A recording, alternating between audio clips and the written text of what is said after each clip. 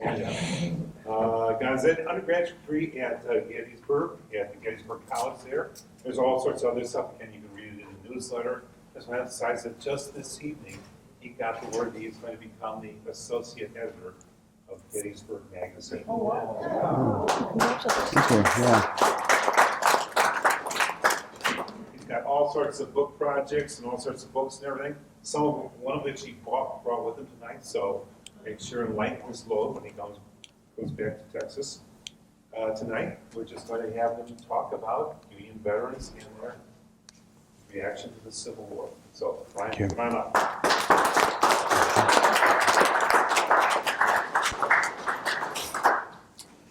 Well, thank you so very much, Bruce, for the introduction. Thanks for the invitation to be with you. Of course, as a person who cares about the history of Civil War roundtables, this is obviously the bucket list item, right? To speak to the oldest roundtable in the country.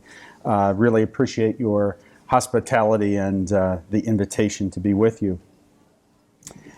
I first started thinking about the veterans of our nation's Civil War more than 20 years ago. When as a young Civil War buff, I got to know a man in my hometown of Akron, Ohio, who passed his own childhood crisscrossing the Midwest in search of some of the last survivors of Lincoln's armies. Gary Dillon loved those men, and the stories that he told me about wrinkled old soldiers puffing on fat cigars, swapping their battle stories, at once made the Civil War something real and tangible and immediate for me. Gary told me about his attendance at the 105th birthday party for Alvin Smith, Ohio's last surviving African-American veteran. He lived in a little ramshackle cottage on Akron's Hazel Street, could still recall with precision the price that his mother had fetched on the slave auction block. He told me about going up to Rochester, New York to meet the 111-year-old ubiquitously cigar-chomping James A. Hard, a survivor of Antietam in Fredericksburg. He would regale me about his tales of taking the train out to Wauseon in the western part of my native state to meet with Uncle Dan Klingeman, who presented on one of those visits to Gary a copy of the program that he'd received at the 1938 Blue-Gray reunion, of course, the very final meeting of Union and Confederate veterans held on the 75th anniversary of the war's cataclysmic battle. But most impressively, tears would reliably well behind his unusually thick eyeglasses whenever he told me about the 2 rail journeys that he took up to Duluth, Minnesota, to finally meet his venerable old pen pal, Albert Wilson, the very last survivor of the Grand Army of the Republic, who of course died in August of 1956 at the age of 109. Gary Dillon was hardly unique among the members of his generation in seeking out these last living vestiges of the Civil War. In the mid-20th century, as their numbers precipitously dwindled, these wrinkled old centenarians became veritable tourist attractions, monuments on the civic landscape. The Duluth, Minnesota police even took the rather unusual step of mounting no parking signs on the little stretch of East 5th Street that rambled in front of Albert Wilson's home, so as to afford the family a measure of privacy. But Gary Dillon was, I think, altogether unique in the way that he so keenly intuited something of the pathos of Civil War veteranhood. They were men set apart, he told me on one occasion, as we pored together over his 2 oversized leather-bound scrapbooks, teeming with yellowed newspaper clippings and old black and white snapshots of him and the veterans. Even after so many decades, he said, one got the sense that they'd never really put the war behind them. Certainly they were celebrated in the popular culture of the mid-20th century as celebrities. He's always remarked that Albert Wilson felt, right, the guilt of being the very last survivor, the burden of being the very last survivor.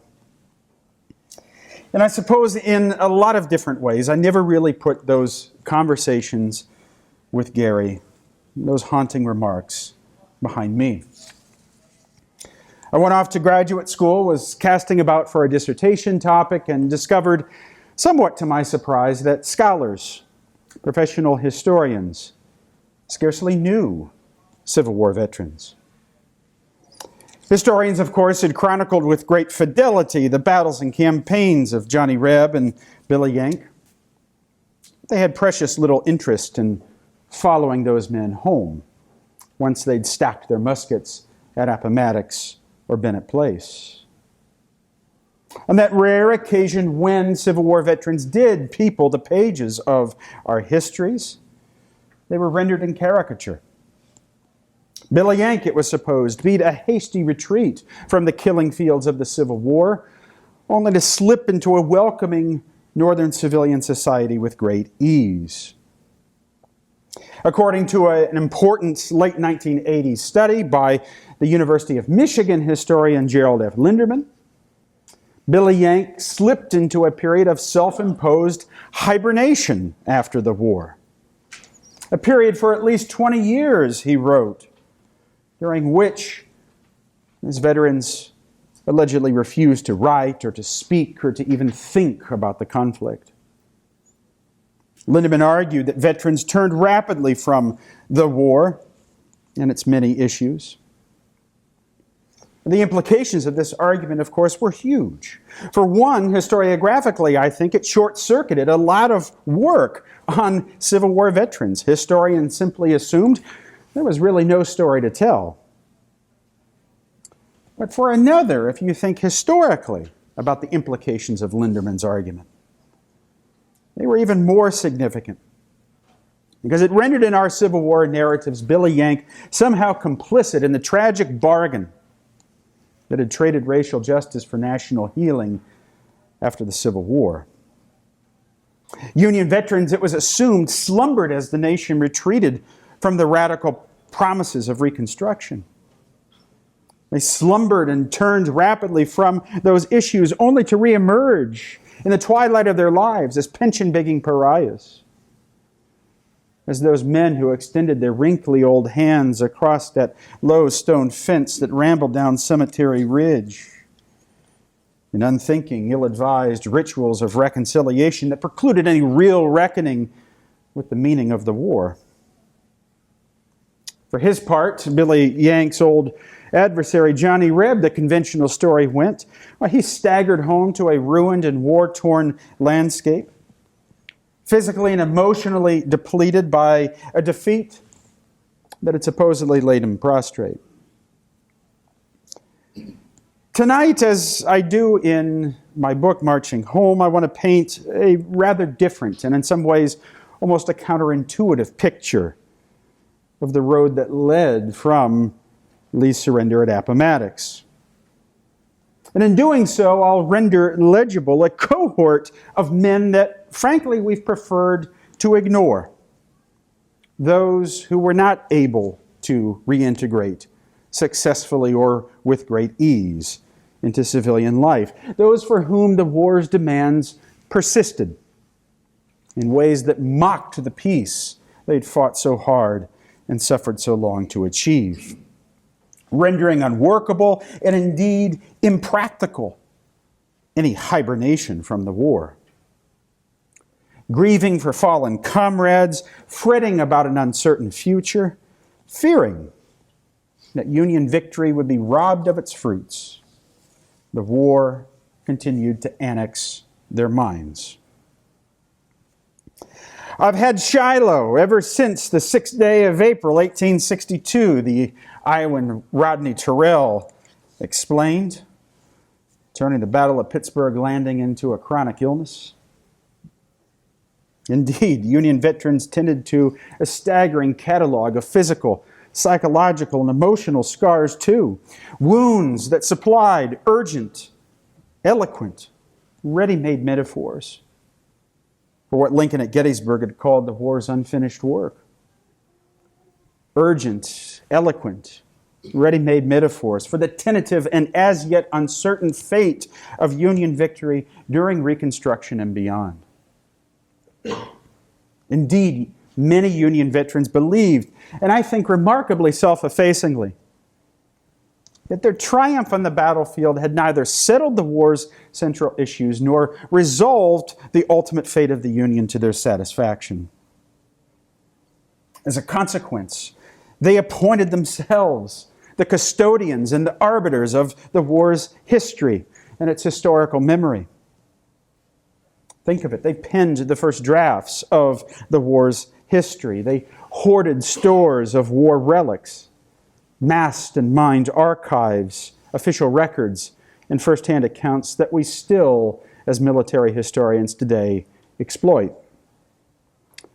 They preserved battlefields and dotted them with monuments and markers and interpretive signage. In the half-century after the war, Civil War veterans generated what one scholar has called the most voluminous body of memoirs to come from any American war. A genre held together by a deadly addiction to the truth, by an obsession to finally peer above that proverbial fog of battle that had so stubbornly occluded their vision on the ground between 1861 and 1865.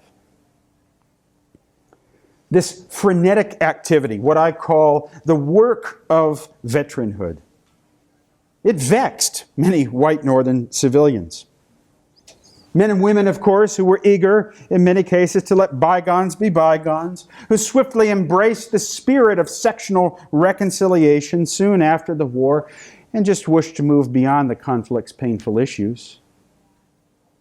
Civilians deemed returning veterans the most unwelcome and unsettling reminders of a past they only wanted to forget. The gruesome war that Billy Yank fought was profoundly not the glittering war that so many white Northern civilians remembered. Now, to be sure, right, plenty of Union veterans returned to lead civically engaging lives, successful lives in industry, academia, many other pursuits. They made their way to local, state, and federal elected office. But many other Union veterans were dismissed. Dismissed as eccentric cranks, as men depraved, somehow morally, by the experience of their combat. Remarkably, I think this would not be the case for the most part in the Civil War South. A civilian society, I would remind you, that had shared, of course, in the experience of war and in the experience of defeat. To be sure, Johnny Reb nursed the same frayed nerves and blasted hopes. The difference is that white Southerners in the post-war South understood keenly Johnny Reb's need to make sense of the past. If victory invited Northerners to look ahead toward that freewheeling bounty of the Gilded Age, why defeat, of its own bleak necessity, invited all Southerners to look back, to take stock, to take inventory, to explain away what had happened. Longing for those ostensibly halcyon days when cotton was king, smarting at the reminders of Confederate defeat all around them. Southern civilians forged with and around Johnny Reb a lost cause mythology. Not of ideas that posited that the war hadn't been waged on behalf of slavery, but rather had been waged against the awe-inspiring power of an overweening federal government whose superior armies and resources had made the fight unfair from the start. Ironically enough, Billy Yank won the Civil War, but couldn't bear the peace that followed. Well, Johnny Reb notched a sort of cultural victory in his defeat. Veterans of both sides lived on, I argue, in a liminal space between their lived realities and ennobling national myths. never really comfortable with putting away the scenes of the past, never really certain of the war's verdict. I believe I shall fitly and truly interpret the predominant sentiment of every soldier's thought, the prevailing prayer of his heart, Major General Thomas Wood declared before a meeting of the Society of the Army of the Cumberland in the early 1870s. When I say that his simple, earnest, unselfish desire is that the results achieved by his efforts, his sufferings, and his sacrifices were the salvation of the nation, the preservation of the union of states, and the maintenance of the just and constitutional authority of the national government, that these things shall not be lost. The experiences of Civil War veterans, folks, remind us that the stories we tell ourselves as a nation about war matter. That the politics of cultural and historical memory can have lived social consequences in the lives of our veterans. True reintegration requires more than monuments and more than pensions. It requires a gratitude and acknowledgement that Union veterans too often found elusive. Now, the Civil War, as this audience well knows, raged on for 4 bloody years. And while plenty in 1861 predicted the war, few anticipated the extent of the war's carnage, obscenity, and death. More than 600,000 military men killed in the space of 4 years. Another 500,000 more wounded. Countless unnamed others wearing the psychological scars. Never before in all of American history were so many men at a single time to be called veterans. And just as the nation was so staggeringly unprepared for the war, so too was it staggeringly unprepared for the peace. There was only a nascent pension bureau, no Veterans Administration, no ideology of veterans' rights, no rituals of reintegration, no diagnostic language around the concept of war trauma that would allow folks to explain what was happening to their bodies and minds. Choreographed by the U.S. Quartermaster General Montgomery Meigs, the demobilization of federal armies actually proceeded with remarkable speed and efficiency. Within just 5 months of Appomattox, more than 800,000 Yankee veterans had been mustered out of the service, packed aboard crowded iron horses or groaning paddle wheel steamers, bound for disembarking points like Davenport, Iowa, New Albany, Indiana, Chicago, and New York City. The rebels, whose ranks were ravaged by desertion even before the formal surrenders, why they made their treks homeward most often on foot, along rutted, mud-plastered roads, very often benefiting from logistical support, foodstuffs, and medical care supplied by pragmatically minded federal officers who were eager, perhaps, to see their former adversaries quickly disarmed. Yet the speed with which Civil War armies melted away is effaced historiographically, and for the men and women of the Civil War generation, both, I think, the much more complicated and I think much more interesting process by which individual veterans turned away from the war. It was easy to demobilize logistically armies. It was much more difficult for individual veterans to turn away from the war. As one veteran confessed, in the Army, habits are acquired which are not readily shaken off. Indeed, as they made their journeys home, soldiers at last had the opportunity to take inventory of the extent to which the war had inscribed itself, not just on their bodies and minds, but on their habits, on their perceptions, even on their patterns of thought. It is hard to realize that peace is again with us, one Union soldier told his diary in May of 1865. One Maynard confessed that the dozen weeks after Lee's surrender had been the hardest days he'd ever lived. For his part, Frederick Walster acknowledged that he was miserable in these months after the surrenders. And after he returned to his hometown of Fort Plain, following his discharge from the 133rd New York, he said he doubted he'd ever be as happy again as he was during the war, that he'd ever do anything again so meaningful or significant. "I did not enjoy my mind very well," wrote the New York Sergeant Stephen Chase, who'd spent 9 months billeted in those works coiled about Petersburg, Virginia. "My mind is wandering all the time." Together with his fellow comrade, Stephen Chase needed to demobilize his senses.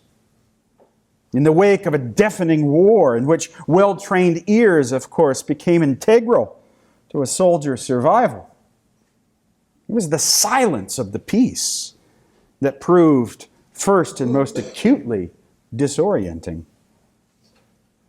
In his memorable account of the stacking of Confederate arms at Appomattox, for instance, remember, it was the awed stillness that most impressed the Union war hero Joshua Lawrence Chamberlain. No more lying behind the hastily thrown up breastworks, listening to the booming cannon, screaming shells, or waiting for the command forward, the New York drummer boy Delavon Miller explained. No more rumbling of the artillery along the roads, no clanking of sabers as the cavalry dashed by. No bugle calls, no noise of fife and drum. No, all was stilled, and it was enough to startle us. Yearning for the familiar and now somehow oddly comforting sounds of battle. Some veterans placed surplus percussion caps and spare friction primers on active railroad tracks to await anxiously the explosions. Such chicanery, I think, was substantially more than a simple remedy for boredom. Or as one soldier revealed, "The quiet I used to pray for during the war is a simple torture to me now." Thirsting for those adrenaline rushes that they once felt in the firing lines, other veterans staged with remarkable regularity sham battles on town greens all across the North. These events had the dual benefit of, in the words of one veteran, schooling the stay-at-homes about what we experienced. "I find I cannot sit still as I could before the war," the Maynard John Meade Gould remarked. No longer subjected to the frenetic pace of marches and military campaigns, ordinary daily civilian life came to gnaw at them. Men who faced, of course, limited job prospects in a contracting post-war economy, who sensed missed opportunities, who marveled at the changes that had taken place in their hometowns during the war, who feared intimacy, who fretted very candidly about their very fitness for civilian life. One soldier confessed that he did not know how to act in absence of orders and commands that prescribed his every movement and motion. On the day of his discharge, the Illinois soldier Leander Stillwell found himself marching mechanically down the main street of his village, sword poised, musket-like fashion on his shoulder. Though he'd removed his coat and unslung his knapsack and unsnapped his belt, he still moved mechanically, and recognizing the reality was most unnerving. Some veterans simply preferred to live in the past. Such was the case with the Wisconsin veteran who pounded a line of sticks into the ground behind his brother-in-law John Spain's barn. And by moonlight, every night, in perfect military parlance, he'd command his snarling white bulldog to charge at what he called his imaginary rebel picket line. He did this every night until his brother-in-law had him packed off to the Wisconsin Hospital for the Insane. Soldiers, of course, who passed time in enemy captivity, they had perhaps the most difficult time readjusting to the sensory experiences of civilian life, given what they had experienced. Military prisons, as you well know, were the deadliest locations on the Civil War landscape, claiming the lives of 60,000 men through disease, exposure, malnourishment, even murder. So surreal were the sights and sounds and smells of places like Cahaba and Millen and Andersonville. And some prison survivors no longer trusted their memories. Can it be possible that I endured all of that suffering and am still living to tell this dreadful tale? Queried one disbelieving Andersonville ex-inmate.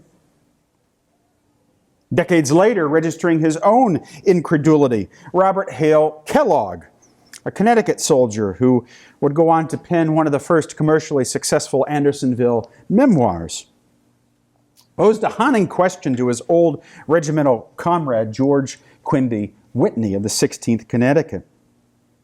He sent him a postcard in 1910 across which he scrawled just one simple line. "Were we really ever in Andersonville?" he asked. Returning home following his liberation from Andersonville, the Massachusetts private George Hitchcock appeared to his family disoriented. He likened himself to Rip Van Winkle, awakening from a long sleep. Civilian life, he confessed, seemed a delightful dream from which I must soon awake, only to find the grim walls of the stockade surrounding me once more. Deprived of food and fresh water and medical care for so many months, made to writhe in a sea of mud and human misery, the ex-prisoner could only measure the gap between his past and present. Being inside a pleasant home, sitting down to a dinner at a table covered with a white cloth, eating in civilized fashion with knife and fork, Hitchcock insisted. These things I cannot get accustomed to. The remainder of his life, Hitchcock would stockpile food and dread going hungry. Starvation, he explained on one occasion to his young granddaughter, is a horror which once suffered leaves an impression never to be erased from the memory. For mangled and maimed survivors who had been visited by the war's violence, pain proved to be their stubborn obstacle to forgetfulness. As overwhelmed U.S. Pension Bureau agents soon discovered in their frenetic efforts after the war to inventory the range of injuries and disabilities and chronic illnesses suffered by returning vets, the Civil War did few things better or more creatively than disfigure, dismember, and maim. Each throb, twinge, and sting prolonged and then reanimated memories of the war. 24-year-old Captain Daniel Eldridge from New Hampshire was a veteran who returned home to Concord with several fragments of Confederate lead painfully wedged between the tendons of his left arm. A souvenir of the Battle of Deep Bottom in Virginia in July of 1864. Upon his return home, he set himself out to work on what he thought would be a short memoir of his service, the first thing that he wanted to do. He estimated that it would consume no more than a dozen pages of foolscap. But urgent daily work on that memoir, think of it. Every new word sending currents of pain traveling up that fractured limb, resulted in a manuscript that extended to more than 600 pages, illustrated with dozens of hand-inked campaign and battle maps. His injury demanded context and meaning. And so he worked earnestly and zealously and from memory, writing the scenes of the war as they continued to flash before his eyes. These men quickly apprehended with their broken bodies and haunted minds, were apt metaphors for what so many believed to be the war's as yet uncertain verdict. One-armed and one-legged men, they became some of the most vocal and visible among Union veterans. Refusing to wear government-issued prosthetic appliances, they sat for photographs that prominently displayed their exposed stumps. They were featured in the foreground of images at monument dedications and town greens and battlefields. They were featured prominently in Memorial Day parades. They contributed essays to several left-handed penmanship competitions sponsored by a former Army nurse immediately after the war. In the space of those essays and with their bodies, self-consciously inserting themselves into the national debates over Reconstruction. These veterans' bodies unsettled, unpacked, and made urgent a need for a reckoning with the war. I have an honorable scar, one Union amputee explained, that speaks plainer than deeds, plainer than words of deeds gone by. All the same, the one-armed Henry Allen from Massachusetts implored his comrades to gather round the standard and blow the bugle once more. Many wounded yet remain. Have our sufferings been in vain? Must the freedmen still be bounded in slavery's wicked and hellish chains? Allen's poetic question leads me to a second point. While Union veterans never failed to declare their pride in having fought for what they believed to be a just and righteous cause, they nonetheless insisted, again, self-effacingly, that the victory was not yet secure. Historians have at length remarked upon the genuine ideological commitments that animated the Union and Confederate rank and file. James McPherson's for causing comrades, Earl Hess, the Union soldier in battle, Chandra Manning. All of these historians have given us keen pictures of ideologically motivated soldiers, of remarkably literate armies who understood the political stakes, who knew what they were fighting for on either side. We've remarked about how those commitments, those initial enlistment motivations, became combat motivations, how they became sustaining motivations through the punishing campaigns. But most curiously, the literature has rarely pondered the persistence of those ideologies, those loyalties, those commitments beyond the war. We have failed to consider the implications of those ideologically driven armies, how they interacted with the peace. The very conviction that sustained men through the campaigns precluded them, I argue, from ceding authority over the narrative of the war in the peace. We might well have hoped that when that last rebel surrendered, when our arms were victorious everywhere, one Union veteran grieved in October of 1866, that peace and concord and unity should prevail. But of course it did not. Former Confederate South offered at first little reassurance that it would acquiesce to any brokered peace. The unprecedented assassination of a president, the cruel race riots that twisted through the streets of Memphis and New Orleans and other rural places all throughout the South, the return of the antebellum white social and political leadership to positions of prominence and political power, these things combined in the summer and fall of 1865 to leave Billy Yank wondering if indeed he'd won the war after all. His keen sense of what he fought for might have steeled him for the storm of battle, but now it left him rattled in the throes of the peace. He looked on as former enemies were reassured by their escape from reprisal, as they defiantly belted the South with black codes. We see every day the old hostility cropping out in continued acts of antagonism to the Reconstruction laws of Congress, one veteran insisted. Why the animus of treason and rebellion is as vindictive and deadly now as it was in 1861. The Minnesotan Miles Hollister was similarly unsatisfied with the war's results. "Let me see my country placed in the hands of her defenders," he began. "Let me see peace, quiet, and harmony, and brotherly love and friendship, and law and order prevail all throughout the land, in all sections," he declared. "And then, when these results shall have been fully accomplished, and the nation is in the full enjoyment of the fruits thereof, only then will I willingly go down to my grave, though I may go down unwept, unhonored, and unsung."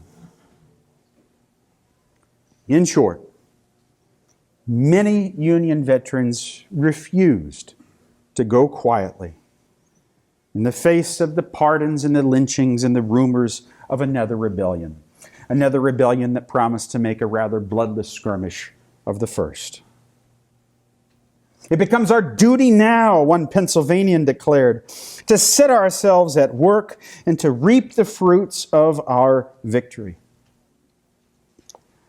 For many ex-Union soldiers, reaping the fruits of victory meant meting out punishment for treason, even if that meant compromising the classical small r Republican citizen soldier's obligation to return home and pick up the plow, to return home and quickly perfume the whiff of anything martial.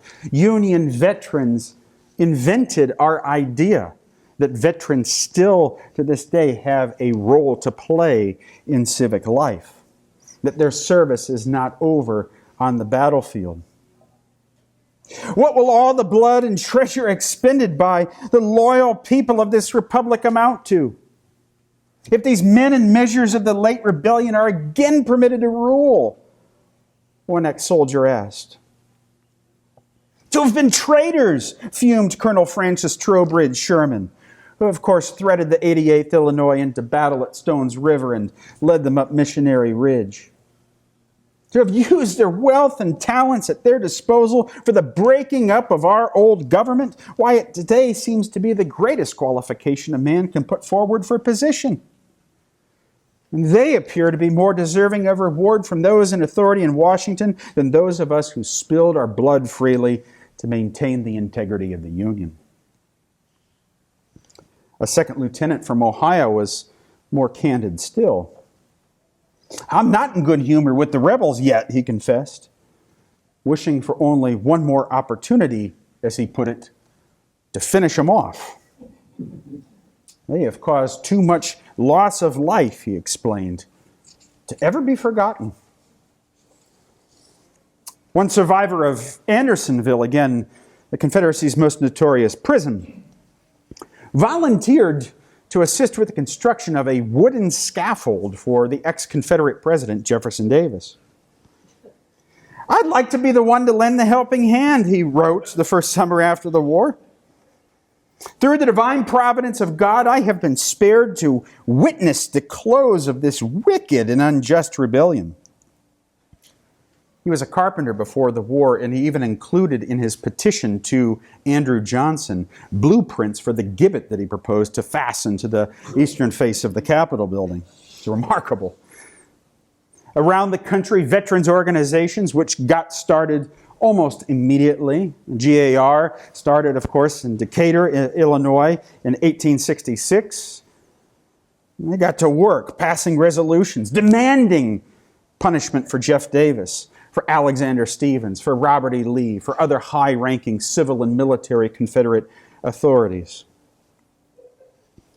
Like our poet Henry Allen, still other veterans resolved that their work would not be complete until African Americans had secured a measure of civil and political rights. The claim has to be made with extraordinary caution, but as historians like Chandra Manning have argued, Union veterans certainly assumed positions far in advance of their pre-war selves, and certainly far in advance, I think it's safe to say, of post-war white civilian society and the questions of slavery and race. They've been transformed by the experience of war. There were many great questions we'd not thought much upon before the war, one veteran insisted on Memorial Day 1868, reproaching Andrew Johnson for his brand of Reconstruction. Why, my comrades, we today at the graves of our fallen brethren, we hurl our rebuke to narrow-mindedness and unfairness. We declare that we believe in the largest liberty for all men, irrespective of nation or color. Indeed, I think it's absolutely significant that the Grand Army of the Republic, the largest of the Northern Veterans Fraternal organizations, is the only non-segregated fraternal society in Jim Crow America. It's significant that the Grand Army of the Republic, right, saw that black and white comradeship, right, the power of comradeship, it transcended race and transcended the chronological boundaries of the war. In 1915, when D.W. Griffith's 12-reel racist epic Birth of a Nation was staged in theaters all across the country, it was the GAR that linked hands with the new NAACP to boycott and protest the presentation. No reconciliation, two comrades concluded, can endure which is not founded in justice. And especially is no reconciliation sure to abide that is not devoted to the highest and the best interests of the whole country as a country of freedom. Veterans were not unilaterally opposed then to sectional reconciliation. After all, preserving the Union had been one of the principal aims of the war.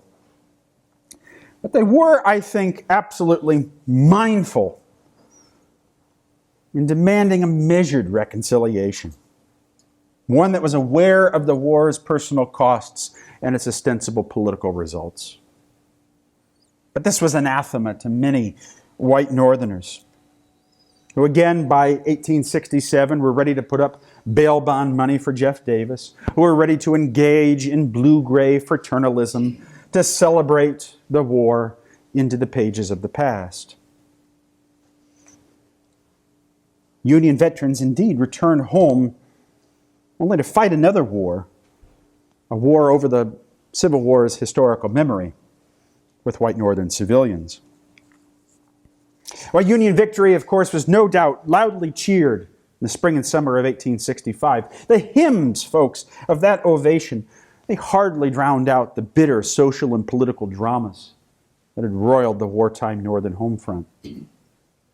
Union veterans, I think it's important to remind, returned home to a civilian population that had rioted, that had resisted, that had reached no consensus, either about the meaning of the war or the participation of so many men in great violence, or the necessity, political, military, or otherwise, of emancipation.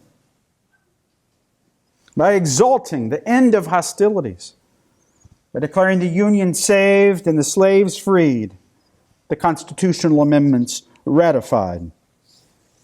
Many Northerners dismissed the extent to which the war left behind unfinished work.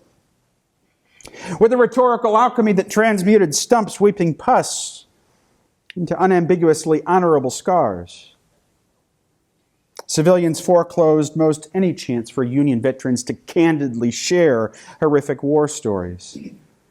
Civilians in this Victorian age could hardly countenance such ugly tales.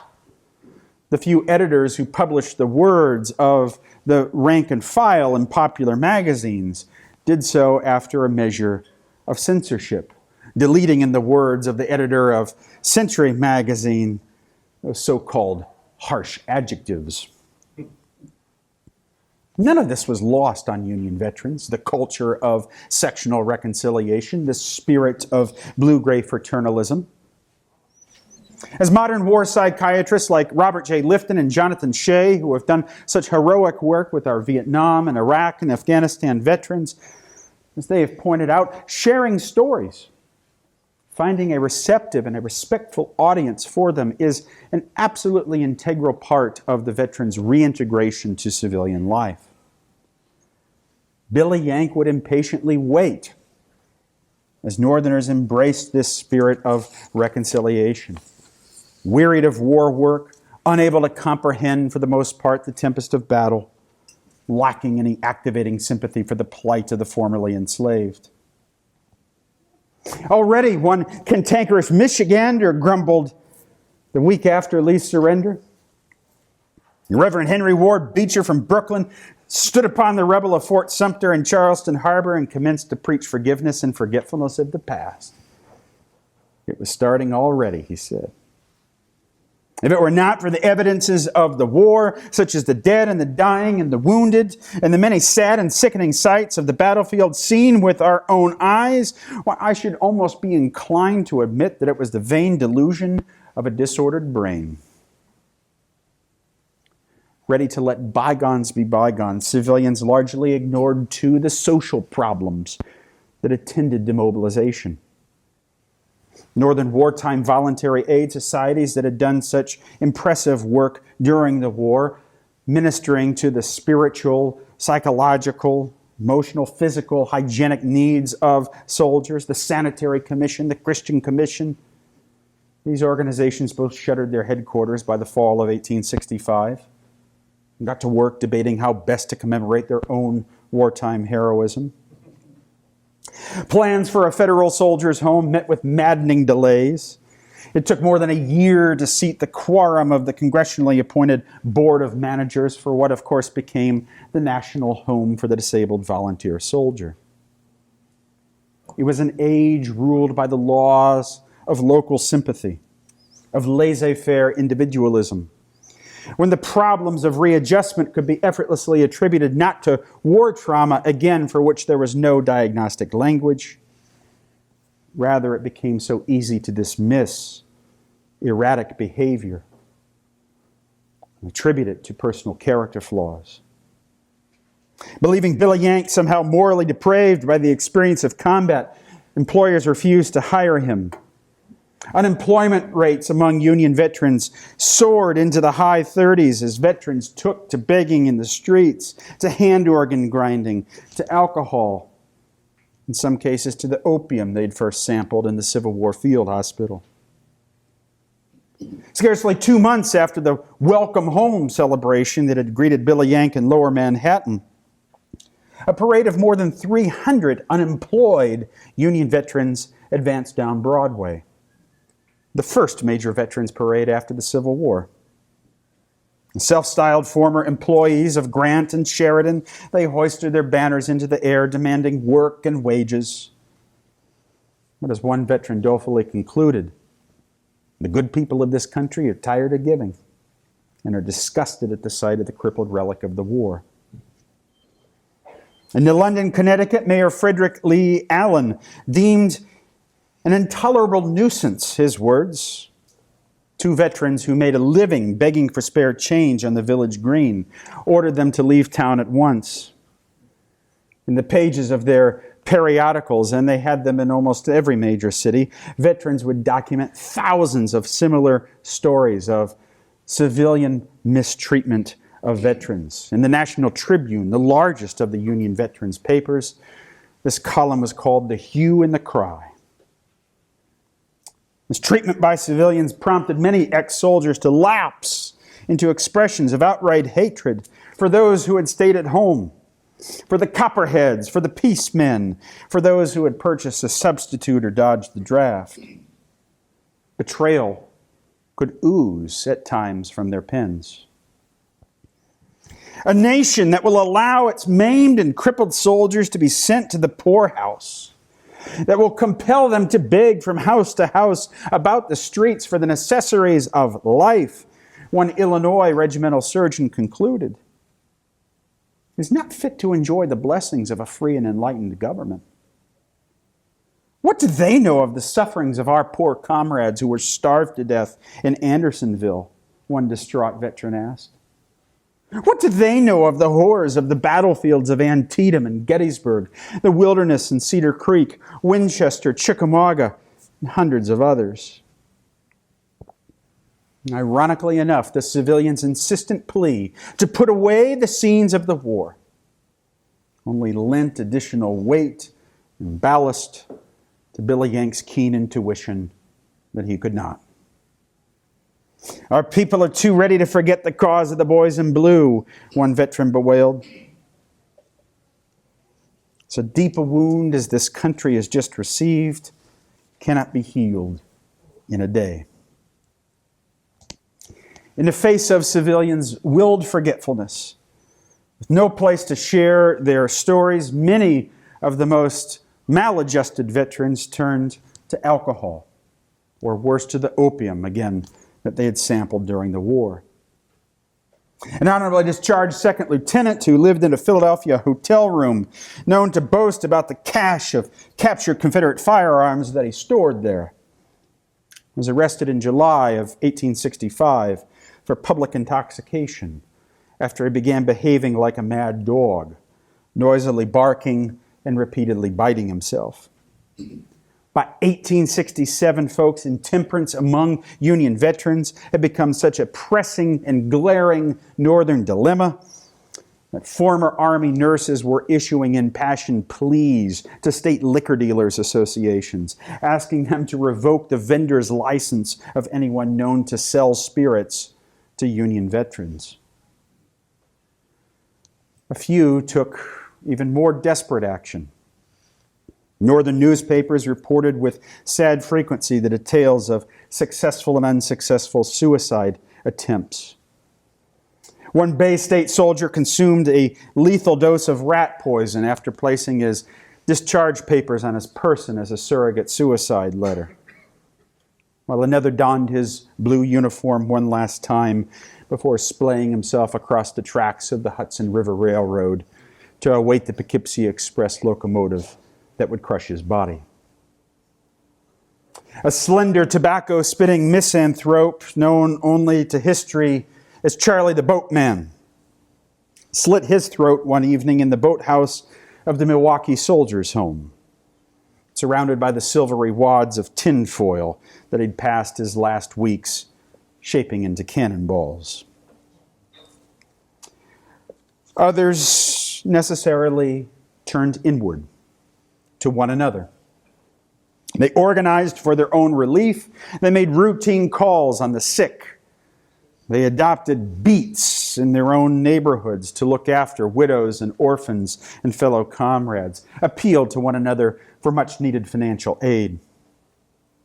It was the Grand Army of the Republic, folks, that was heating veterans' homes for the winter. It was paying for costly medical procedures that the government refused to pay for or otherwise delayed. That when the time came, was planting soldiers in paupers' graves.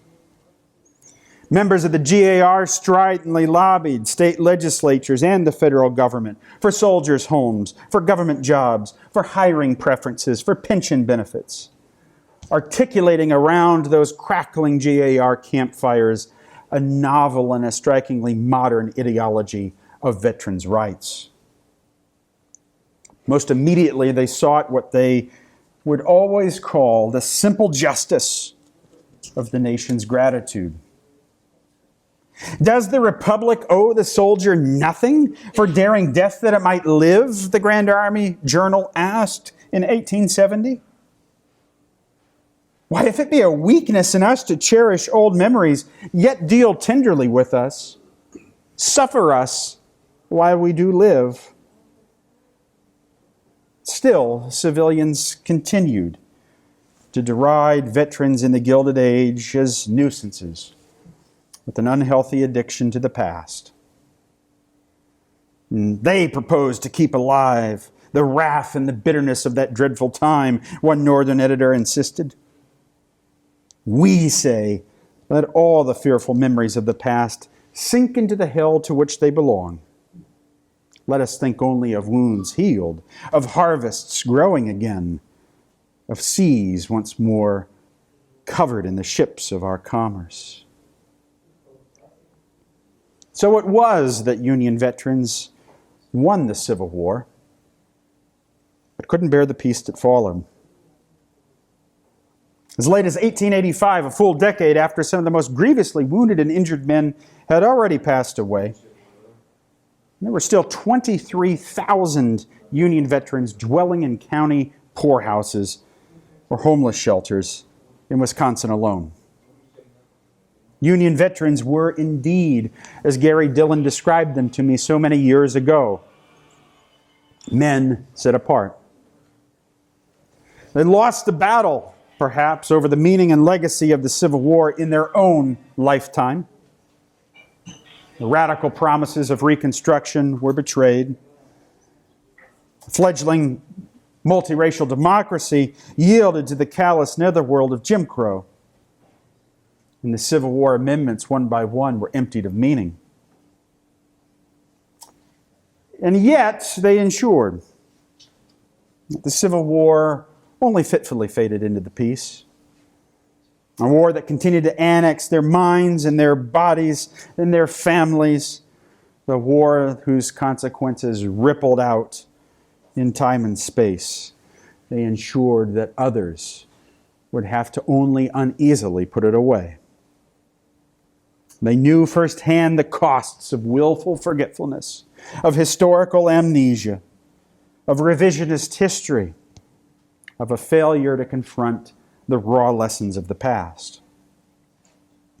Only in the last decade or so have historians begun fully to map how the Civil War continued to exact its punishing demands after Appomattox and beyond. The seeming finality of that quaint surrender meeting in Wilmer McLean's parlor on Palm Sunday has effaced, I think, the raw emotion and the gnawing uncertainty that continued to eddy in the wake of the war. The conflict continued to taunt and vex. Men who spent the balance of their lives leaning into crutches, begging for spare change, appealing for pensions, hoarding relics, living in the past. The mute eloquence of empty sleeves and pinned-up trouser legs. These things together, collectively, make this painfully evident to us. Appomattox was hardly an end. In many ways, it was just the beginning. Stunningly unable to put its central issues to rest, we, too, are like Civil War veterans. We have lived in the Civil War's grasp ever since. As a nation once more occupying that strange and liminal space that we so churlishly and unthinkingly call the postwar. As a nation where 49,000 veterans of the wars in Iraq and Afghanistan are dwelling in homeless shelters. We need to hear the urgent message of Billy Yank. What veterans need most of all, I think, is what we as a nation have too often proven incapable of offering. A chance to bear witness, testify to the human realities and consequences of combat. And so going forth tonight, may we listen more intently and urgently to the words of the men and women that we send off to war in our name. May we acknowledge the urgent truth of their experiences. May we prove a receptive and a respectful audience for them. May we recognize that the political rancor at home and the threat of losing control over the narrative of the war, that these things, as Civil War veterans told us, can be even more traumatizing than the memories of combat themselves. And then, having done these things, may we simply salute our veterans in the best way that we can, by demanding and participating in a democracy truly worthy of their great sacrifices. Thank you so much.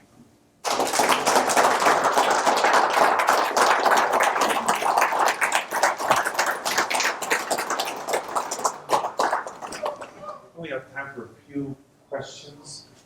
Anybody got some questions or salient observations? Yes. Talk a little bit about the post-war economy. Was there Yeah.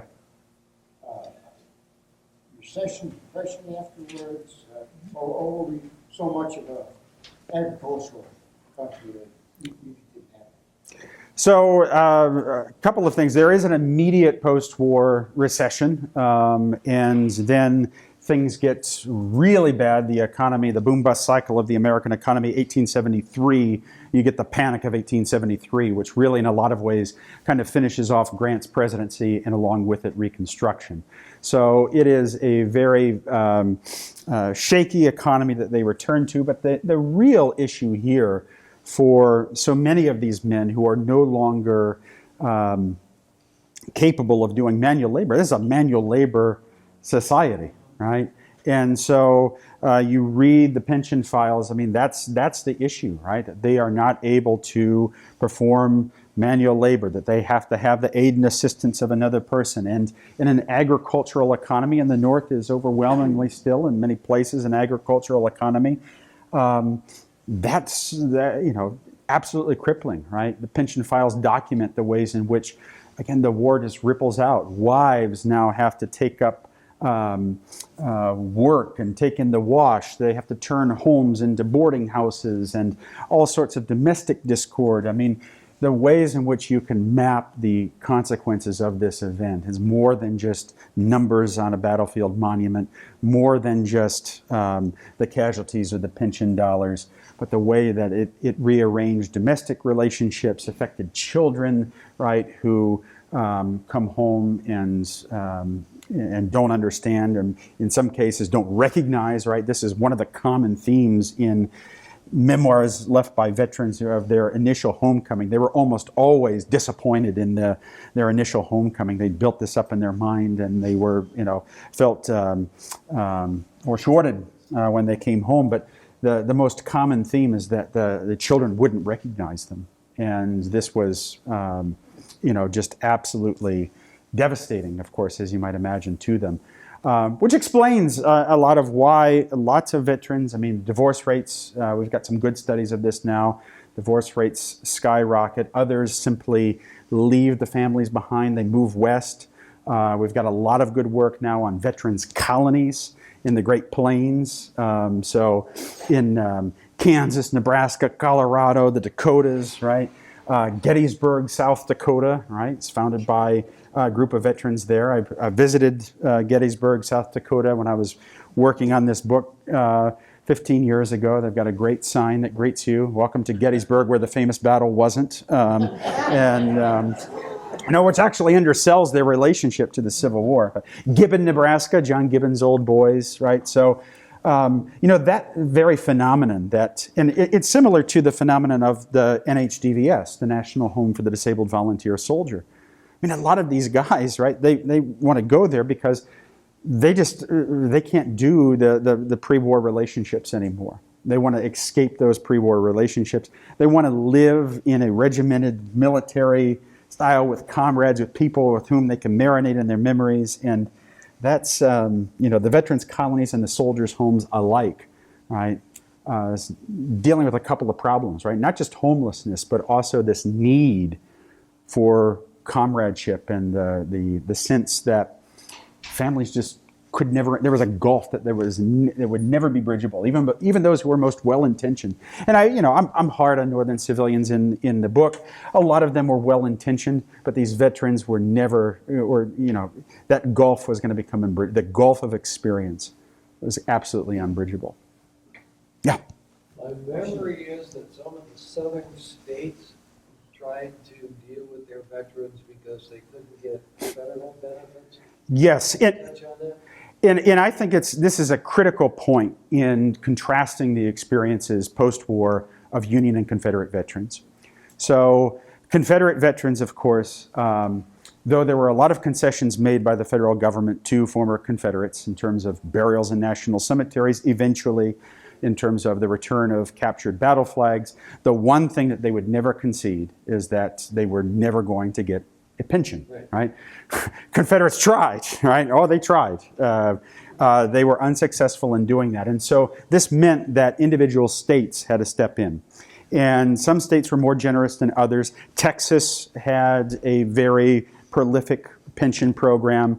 North Carolina was especially good with supplying artificial limbs for their men. Mississippi, of course, Ken Burns made this famous with his little statistic about 38% of the state budget by 1900 going to Confederate pensions, which I think probably says more about the Mississippi state budget in 1900 than it does about their munificence. But the point is that local groups, religious groups, women's groups They stepped in to do the work that the federal government wasn't. They opened soldiers' homes, right, in Kentucky and Virginia, all across the former Confederate South.